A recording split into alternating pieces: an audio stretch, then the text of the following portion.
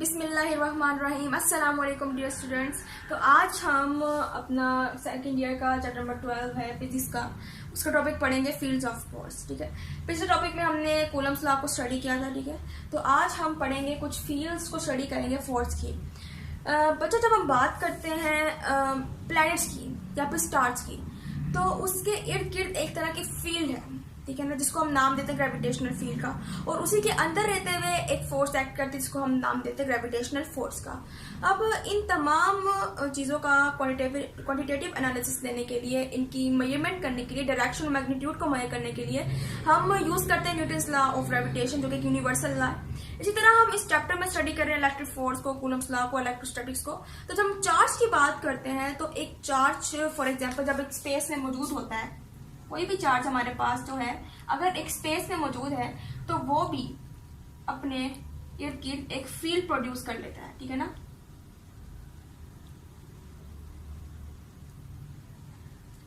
ठीक है ना, वो भी अपने इर्द गिर्द एक फील्ड प्रोड्यूस कर लेता है जिसके अंदर रहते हुए इलेक्ट्रिक फोर्स एक्ट करती है। ठीक है, जब हम बात करते हैं फील्ड्स ऑफ फोर्स की कि इलेक्ट्रिक फील्ड प्रोड्यूस कर रहा है एक चार्ज और उसी के अंदर रहते हुए फोर्स एक्ट कर रही है, तो हमारे दिमाग में कुछ क्वेश्चंस पैदा होते हैं। एक क्वेश्चन तो ये पैदा होता है कि यार ये फोर्स का ओरिजिन क्या है, यानी कि फोर्स पैदा कहाँ से हो रही है, कहाँ से आती है।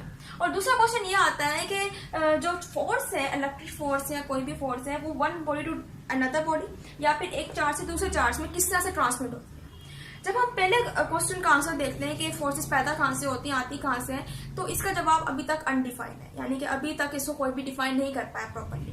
लेकिन जब हम दूसरे क्वेश्चन की बात करते हैं, लेकिन फोर्स की ट्रांसमिशन की बात करते हैं from one charge to another charge, तो इसका आंसर दिया था माइकल फैराडे ने बाय गिविंग द थ्योरी, और वो थ्योरी थी concept of electric field.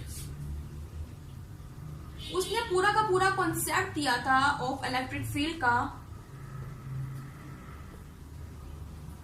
Electric field का उसने कॉन्सेप्ट दिया था, जिसके अंदर उसने प्रॉपरली बताया था कि इलेक्ट्रिक फील्ड दरअसल एक तरह की इंट्रिंसिक प्रॉपर्टी है। इंट्रिंसिक प्रॉपर्टी होने का मतलब क्या है? इसका मतलब ये है कि फॉर एग्जांपल कोई भी चार्ज है, तो वो अपने इर्द गिर्द, अपने सराउंडिंग में एक फील्ड प्रोड्यूस कर लेता है। ठीक है, जिसके अंदर एक फोर्स एक्ट करती है। अब वो चार्ज क्या कर रहा है, फॉर एग्जाम्पल अगर एक स्पेस में मौजूद है एक चार्ज, फॉर एग्जाम्पल हमारे पास स्पेस है, उसके अंदर एक चार्ज मौजूद है, तो वो क्या करेगा, अपने इर्द गिर्द फील्ड प्रोड्यूस करेगा। ठीक है ना, अब जो ये फील्ड प्रोड्यूस कर रहा है वही उसकी इंट्रिंसिक प्रॉपर्टी है, यानी कि उसने एक इंट्रिंसिक प्रॉपर्टी को अपनी डेवलप किया और उसके साथ साथ उसने एक इलेक्ट्रिक फील्ड प्रोड्यूस कर देता है। ठीक है, तो ये इसकी एक तरह की इंट्रिंसिक प्रॉपर्टी कहलाती है। ठीक है,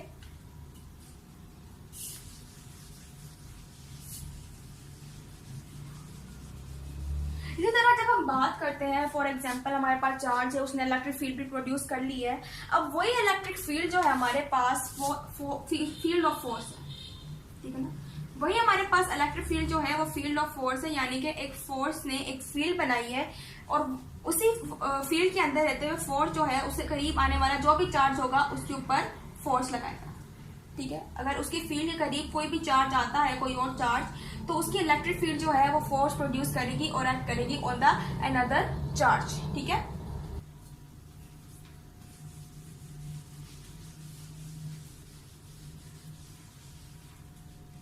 अब हम बात करते हैं जी, फॉर एग्जांपल हमारे पास चार्ज था जो कि हम बात कर रहे हैं, उसने इलेक्ट्रिक फील्ड प्रोड्यूस कर लिया। ठीक है, अब इसी के अंदर रहते हुए इलेक्ट्रिक फोर्स जो है वो भी एक्ट कर रही है, उसी के अंदर हमारे पास इलेक्ट्रिक फोर्स भी मौजूद है।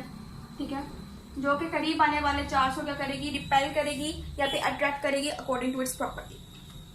ठीक है, तो अब हम कहते हैं फॉर एग्जांपल हमारे पास स्पेस में चार्ज था, उसने इलेक्ट्रिक फील्ड हर हालत में प्रोड्यूस करनी है, कोई फर्क नहीं पड़ता उसके पास कोई चार्ज मौजूद है या फिर नहीं है, इससे बिल्कुल भी फर्क नहीं पड़ता है। हर चार्ज जो है अपने इर्द गिर्द इलेक्ट्रिक फील्ड जो है स्पेस में जरूर प्रोड्यूस करता है। अब लेकिन इस तरह से हम इसकी इलेक्ट्रिक फील्ड को मेजर बिल्कुल भी नहीं कर सकते, इसके लिए हमें एक टेस्टिंग चार्ज चाहिए होगा। ठीक है, तो अब इसकी इलेक्ट्रिक फील्ड को मेजर करने के लिए हम क्या करते हैं, इसकी जो फील्ड है उसके करीब एक चार्ज ले आते हैं। ठीक है ना, एक स्मॉल चार्ज ले आते हैं जिसको हम नाम दे रहे हैं टेस्टिंग चार्ज Q0। ठीक है, हम एक छोटा सा चार्ज ले आए हैं इसके मुकाबले में। ठीक है ना, इसको हम नाम दे रहे हैं टेस्टिंग चार्ज क्यू नॉट का। अब उसके लिए अपनी एक फील्ड है, लेकिन ये चार्ज हमारे पास छोटा है, इसकी वजह से इसकी जो फील्ड है, इसकी फील्ड की जो स्ट्रेंथ है वो कम होगी, ठीक है।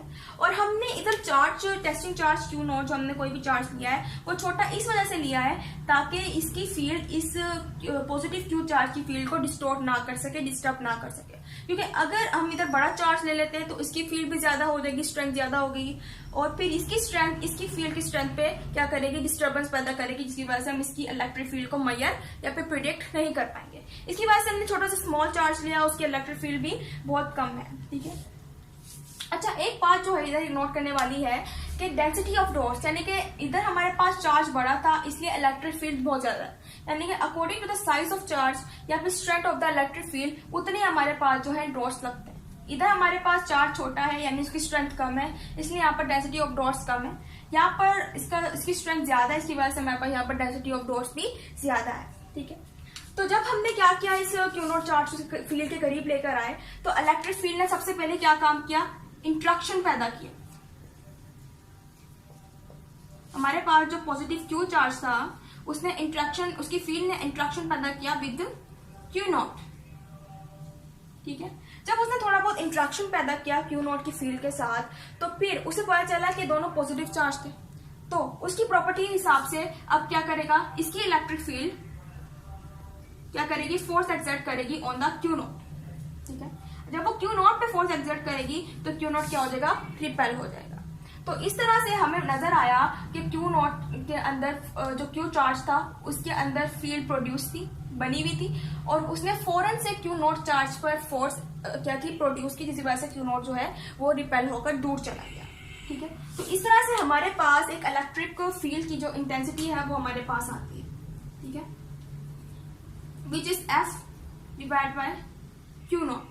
मीन्स के इलेक्ट्रिक इंटेंसिटी क्या है, फोर्स पर यूनिट चार्ज, ठीक है। अब इधर हमारे पास जो फोर्स है ये वही फोर्स है जो कि इलेक्ट्रिक फील्ड में लगी है to the charge Q naught, ठीक है ना। और ये हमारे पास इलेक्ट्रिक फील्ड और हमारे पास वही चार्ज है जिसने एक्सपीरियंस किया फोर्स है, यानी कि इसके ऊपर हमने ही फोर्स लगाई थी एफ, ठीक है। अगर हम इसको क्या करते थे, क्यू नॉट डिवाइड हो जाके मल्टीप्लाई कर देते हैं तो इधर हमारे पास एफ की वैल्यू निकल आती है क्यू नॉट ई, ठीक है। तो हमारे पास एफ की वैल्यू भी आ रही है इधर और ए की वैल्यू भी आ रही है इधर, ठीक है। जब आप इधर गौर से देखते हैं तो आपको ये नजर आ रहा होगा कि हमारे पास एफ और ई ये दोनों के दोनों वेक्टर्स हैं। अब वेक्टर्स का मैग्नीट्यूड भी होता है, डायरेक्शन भी होता है। जब हम फोर्स की बात करते हैं, उसकी डायरेक्शन की बात करते हैं, तो इधर तो हमें इसकी डायरेक्शन नजर आ रही। जब हम इलेक्ट्रिक फील्ड की डायरेक्शन की बात करते हैं तो जहां पर फोर्स की डायरेक्शन है वहीं पर इलेक्ट्रिक फील्ड की डायरेक्शन भी है, यानी जिधर फोर्स एक्ट कर रही है उधर इलेक्ट्रिक फील्ड भी क्या करेगी, मूव करेगी। और जब हम इलेक्ट्रिक फील्ड को ऐसा यूनिट में जब मेजर करते हैं तो हमारे पास ये निकल आती है न्यूटन पर कूलम, ठीक है। तो ये आपके पास एक क्वेश्चन बन जाता है कि आपने इलेक्ट्रिक इंटेंसिटी को डिफाइन करना है, इलेक्ट्रिक फील्ड को डिफाइन करना है, तो आप बताएंगे फोर्स पर यूनिट चार्ज, उसका आप ऐसे यूनिट में मेजर करके दिखाएंगे इसके अलावा, ठीक है। और ये भी बताएंगे कि ये वेक्टर क्वांटिटी है या फिर स्केलर क्वांटिटी है,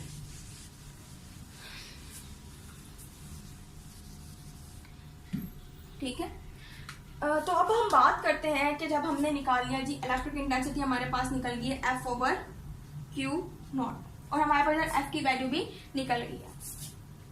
जब हम बात करते हैं कि हमारे पास दोनों चार्ज थे फ्री स्पेस, हमारे पास दोनों के दोनों चार्ज थे फ्री स्पेस में, और हमने पीछे कूलम्स लॉ को जब हमने स्टडी किया तो हमारे पास एक इक्वेशन 12.3 निकली थी जिसके अंदर हमने coulomb force of free space निकाली थी, यानी कि फ्री स्पेस में अगर किसी भी चार्ज पे फोर्स एक्ट कर रही है तो वो कूलम फोर्स होगी इन फ्री स्पेस। तो इधर भी अगर हम कहें कि हमारे पास जो क्यू नॉट है चार्ज उसके ऊपर जो फोर्स लग रही है वो फ्री स्पेस में लग रही है, तो हमारे पास एफ की वैल्यू जो है वो फ्रॉम इक्वेशन 12.3 निकलती है, which is F is equal to 1/4 pi epsilon naught. इधर हमारे पास चार्ज क्यू और क्यू नॉट है, उसमें Q1 Q2 था, लेकिन हमारे पास इधर क्यू है और क्यू नॉट है। इसके अलावा भाई हमारे पास डिस्टेंस होगा और हम फोर्स की डायरेक्शन को इंडिकेट करने के लिए यूज करेंगे R cap, which is the unit factor. तो अब हमें पता चल क्या है कि जो फोर्स लग रही थी क्यू नॉट पर वो दरअसल फोर्स थी इन फ्री स्पेस। तो इधर हमारे पास आ गई है column force in free space से हमें पता चल रहा है कि क्यू नॉट पे जो फोर्स लगाई है क्यू ने वो लगाई है फ्री स्पेस में। अब हमारे पास फोर्स फ्री स्पेस में लग रही, इसलिए हमें वैल्यू चाहिए होगी इलेक्ट्रिक इंटेंसिटी की भी, कि वो इलेक्ट्रिक इंटेंसिटी जो इलेक्ट्रिक फील्ड है वो भी फ्री स्पेस में किस तरह से एक्ट कर रही है, ठीक है। तो अगर अब हम क्या करते हैं कि एफ की जो वैल्यू इसको उठा के यहाँ पर पुट करते हैं, ठीक है ना, तो हमारे पास जो है electric intensity in free space निकल आई। तो अब हम क्या करते हैं, हमारे पास E थी, ठीक है ना, E की वैल्यू थी हमारे पास F ओवर Q नॉट, तो F के हमारे पास जो वैल्यू थी हम उसको पुट कर देते हैं 4 pi absolute nought Q nought divide by R square, ठीक है। इसके अलावा हमारे पास था R यूनिट फैक्टर, और हमारे पास Q नॉट की वैल्यू भी थी जब हमने E को जब हमने सब्स्टिट्यूट किया तो हमारे पास नीचे Q नॉट भी आया था, फिर हमारे पास Q नॉट भी क्या है मल्टीप्लाई हो रहा है। तो जब हम इसको सब्स्टिट्यूट करें तो हमारे पास Q नॉट से कैंसिल हो जाता है। तो ये हमारे पास वैल्यू निकल आई है E की electric intensity 1/4 pi E naught Q by R square and R cap, ठीक है। तो हमारे पास इलेक्ट्रिक इंटेंसिटी निकल आई है इन द फ्री स्पेस, ठीक है। तो इंशाल्लाह अगले लेक्चर में मिलेंगे और फिर उधर हम और जो हमारे पास नए टॉपिक है उसको स्टडी करेंगे।